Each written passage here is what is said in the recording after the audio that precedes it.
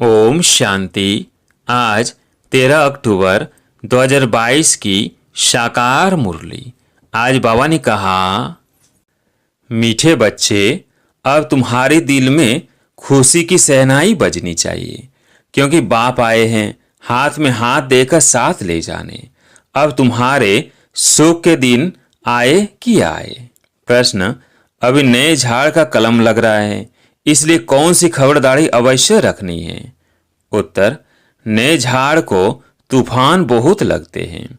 ऐसे ऐसे तूफान आते हैं जो सब फूल फल आदि गिर जाते हैं। यहाँ भी तुम्हारे नए झाड़ का जो कलम लग रहा है, उसे भी माया जोर से हिलाएगी। अनेक तूफान आएंगे। माया संशय बुद्धि बना देगी। बुद्धि में बाप को याद नहीं होगी तो मुरझा जाएंगे, गिर भी पड़ेंगे। इसलिए बाबा कहते, बच्चे, माया से बचने के लिए मुख में मुलहरा डाल दो, अर्थात धंधा आदि भल करो, लेकिन बुद्धि से बाप को याद करते रहो। यही है मेहनत। गीत है ओम नमः शिवाय। ओम शांति। तुम बच्चों को अच्छी तरह निश्चय हो गया है कि बाबा आकर नई दुनिया रचते हैं। जो हम पति थे उनको पावन बनाने। ऐसे नहीं कि सृष्टि है नहीं और बाप आकर रचते हैं। बाप को बुलाते हैं कि हम जो पति थे उनको आकर पावन बनाओ। दुनिया तो है ही, बाकी पुरानी को नहीं करते हैं। यह ज्ञान मनुष्यों के लिए है, जानवरों के लिए नहीं है, क्योंकि मनुष्य पढ़कर मर्तबा पाते हैं। अभी जो दुख देने की सामग्री है, इसमें सब आ गए, दे के धर्म आदि। तो बाप इस दुख की सामग्री को सुख का बनाते हैं। तब बाप ने कहा है, मैं दुख धाम को सुख धाम बनाता हूँ। मैं हूं ही दुख हरता सुख करता। अब तुम्हारे अंदर सेनाई बजनी चाहिए कि हमारे सुख के दिन सामने आ रहे हैं।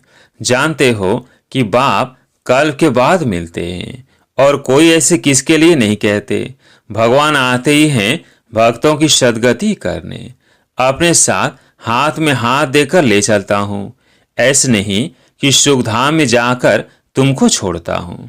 नहीं, इस समय के पुरुषार्थ अनुसार आ जाकर प्रारब्ध भोगते हो। जितना जो औरों को समझाते हैं, उतना उनको ड्रामा पक्का हो जाता है।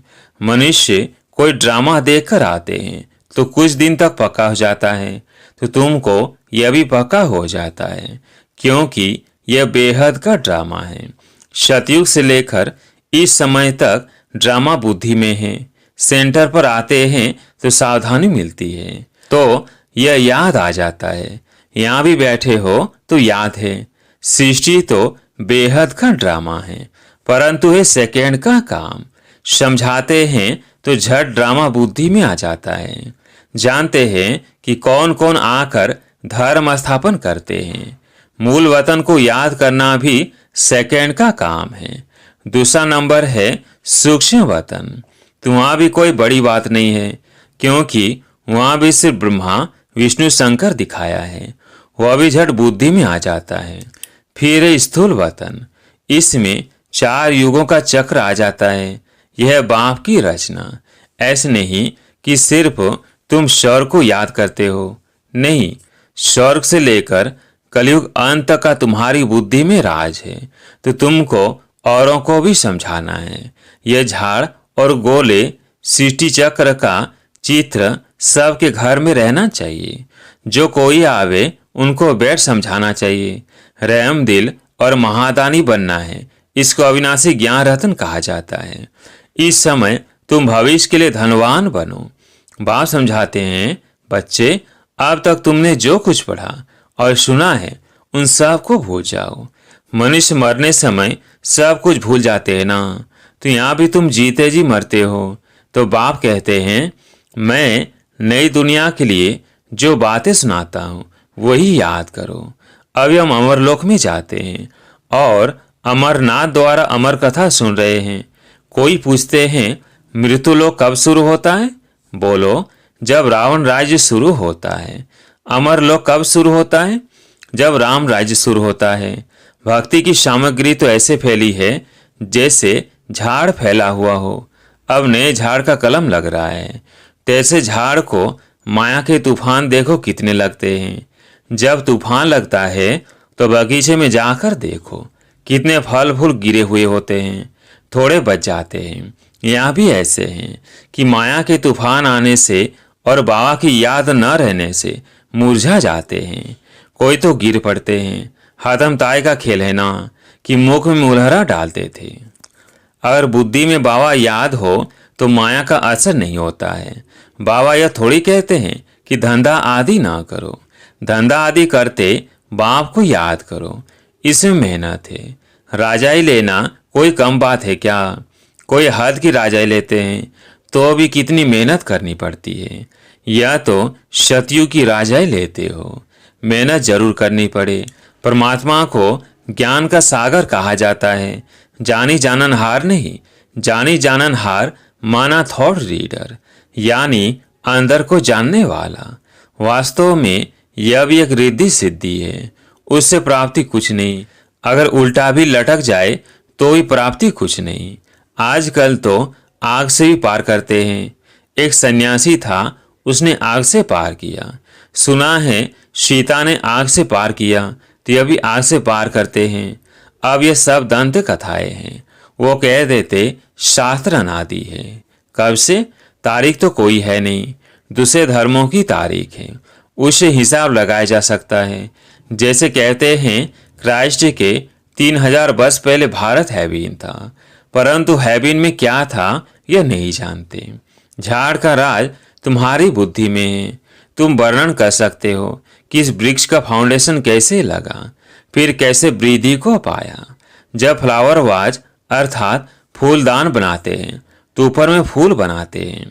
यह भी ऐसे हैं।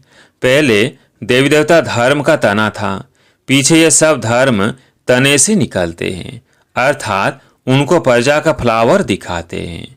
अब विचार करो कि हर एक धर्म जब आता है तो फूलों का बगीचा था। गिरती कला पीछे आती है, अर्थात पहले गोल्डन, सिल्वर, कॉपर, अब आयरन में है। पढ़ाई तुम्हारी बुद्धि में होनी चाहिए। नॉलेजफुल बाप बैठ वृक्ष और ड्रामा का फूल नॉलेज देते हैं। इस कारण परमात्मा को ज्ञान का सागर बीज रूप कहा जाता है। यह मनुष्य सृष्टि का बीज रूप है जो ऊपर में रहता है, जो इनकॉर्पोरियल वर्ल्ड आत्माओं की है। उनको ब्रह्मांड ब्रह्मलोक कहते हैं, जहाँ आत्माएं अंडे मिसल रहती है, साक्षात्कार भी करते हैं। आत्मा बिंदी रूप है। जैसे फायरफ्लाई अर्थात जुगनू जब इकट्ठे होते हैं तो जगमग होती है, परंतु वो लाइट कम है तो आत्माएं भी इकट्ठे उड़ेंगी। इस छोटी सी बिंदी में 84 जन्मों का पाठ भरा हुआ है। बाबा तुमको सारे ड्रामा का साक्षात्कार कराते हैं। जिस ड्रामा के अंदर आत्मा एक्टर है और एक्टर्स को इस ड्रामा का पता नहीं है। तुमको याद करना है एक बाबा को, दूसरा नॉलेज को। ज्ञान तो सेकंड का बहुत सिंपल है, परंतु ज्ञान शुरू कब से हुआ विस्तार करना पड़ता है, क्योंकि भूल जाता है। माया के विघ्न भी पड़ते हैं, शारीरिक बीमारी आ जाती है। आगे कभी बुखार नहीं हुआ होगा, ज्ञान में आने के बाद बुखार हो जाता है तो संशय पड़ जाता है कि ज्ञान में तो बंधन खलास होने चाहिए, परंतु बाबा तो कह देते यह बीमारी और आएंगी। हिसाब किताब भी चुकतू करना है। भक्ति में मनुष्य 9 रत्नों की अंगूठी पहनते हैं, बीच में वैल्यूएबल रतन लगाते हैं। आजू बाजू कम कीमत वाले कोई रतन 1000 वाला होता है, कोई 100 वाला। बाबा कहते हैं कि हीरे जैसी अमूल्य जीवन है तो सूर्यवंशी में जन्म लेना चाहिए। सतयुग का महाराजा महारानी और त्रेता के अंत का राजा रानी कितना फर्क होगा। यह ड्रामा की कहानी औरों को भी समझानी है। आओ तुम आपको समझाएं कि 5000 वर्ष पहले एक बहुत अच्छा देवताओं का राज्य था। उन्होंने यह पद कैसे पाया?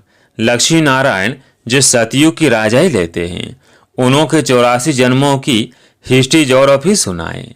ऐसे ऐसे टेम्पटेशन अर्थात प्रलोभन देकर उन्हों को अंदर ले आना चाहिए। सेकंड की कहानी है, परंतु है पद्मों की। कहाँ भी तुम जा सकते हो, कॉलेज में, यूनिवर्सिटी में, हॉस्पिटल में जाओ तो कहना चाहिए कि तुम कितना बार बीमार पड़ते हो। हम आपको ऐसी दवाई देंगे जो 21 जन्म बीमार ही नहीं पड़ेंगे। आपने सुना कि परमात्मा ने कहा है, मन मना भव।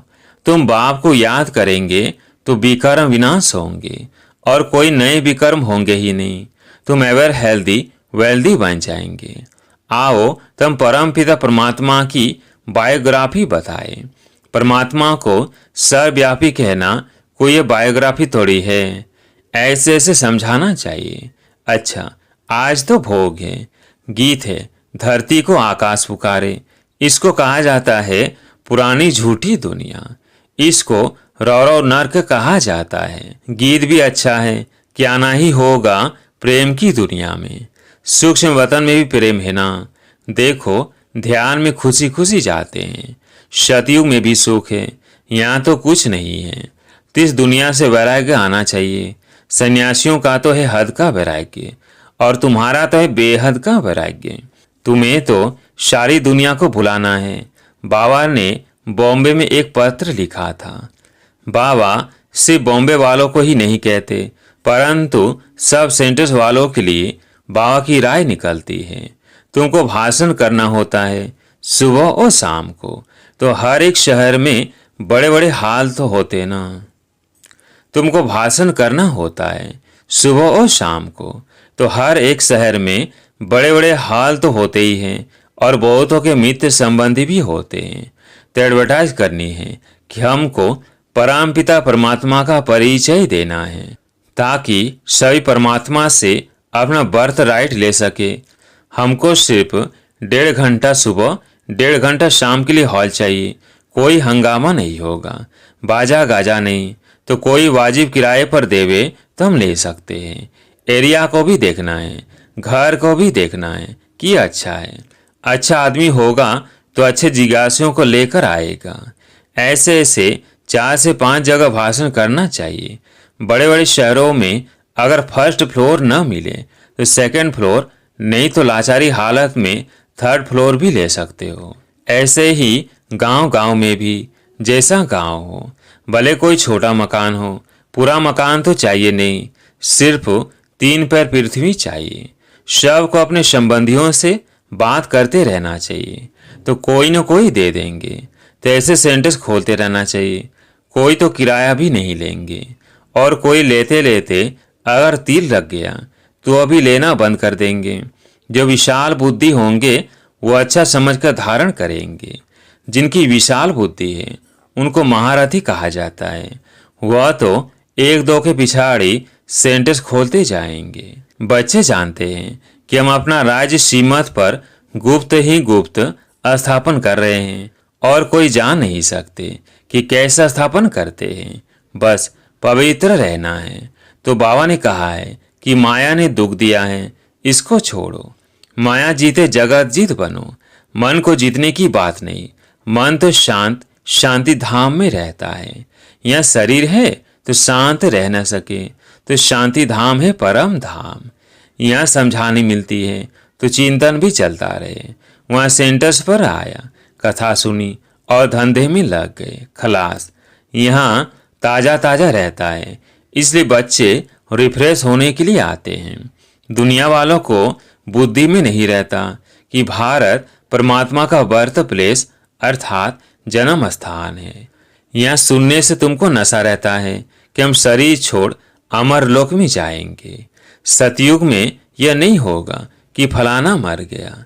नहीं, जब पुराना चोला छोड़ेंगे नया लेंगे तो खुशी होगी ना, बाजा बजेगा। अच्छा, मीठे मीठे सिकिलधे बच्चों प्रति माता पिता बाप दादा का याद प्यार और गुड मॉर्निंग। रूहानी बाप की रूहानी बच्चों को नमस्ते। हम रूहानी बच्चों की रूहानी बाप दादा को याद प्यार गुड मॉर्निंग नमस्ते नमस्ते। धारणा के लिए मुख्य सार। पहला पॉइंट, इस बेहद की दुनिया से वैराग्य रख, इसे बुद्धि से भूलना है। अविनाशी ज्ञान रत्न धारण कर भविष्य के लिए धनवान बनना है। दूसरा पॉइंट, नई दुनिया के लिए बाप जो बातें सुनाते हैं वो याद रखनी है, बाकी सब पढ़ा हुआ भूल जाना है। ऐसा जीते जी मरना है। आज प्यारे मीठे बाबा का वरदान, कल्याणकारी युग में स्वयं का और सर्व का कल्याण करने वाले प्रकृति जीत माया जीत भव। कल्याणकारी युग में स्वयं का और सर्व का कल्याण करने वाले प्रकृति जीत माया जीत भव। इस कल्याणकारी युग में कल्याणकारी बाप के साथ साथ आप बच्चे भी कल्याणकारी हो। आपकी चैलेंज है कि हम विश्व परिवर्तक हैं। दुनिया वालों को सिर्फ विनाश दिखाई देता, इसलिए समझते हैं यह अकल्याण का समय है, लेकिन आपके सामने विनाश के साथ स्थापना भी स्पष्ट है और मन में यही शुभ भावना है कि अब सर्व का कल्याण हो। मनुष्य आत्माएं तो क्या, प्रकृति का भी कल्याण करने वाले ही प्रकृति जीत मायाजीत कहलाते हैं। उनके लिए प्रकृति सुखदायी बन जाती है। आज के स्लोगन है, न्यारे प्यारे होकर कर्म करने वाले ही संकल्पों पर सेकंड में फुल स्टॉप लगा सकते हैं। न्यारे प्यारे होकर कर्म करने वाले ही संकल्पों पर सेकंड में फुल स्टॉप लगा सकते हैं। अच्छा, ओम शांति।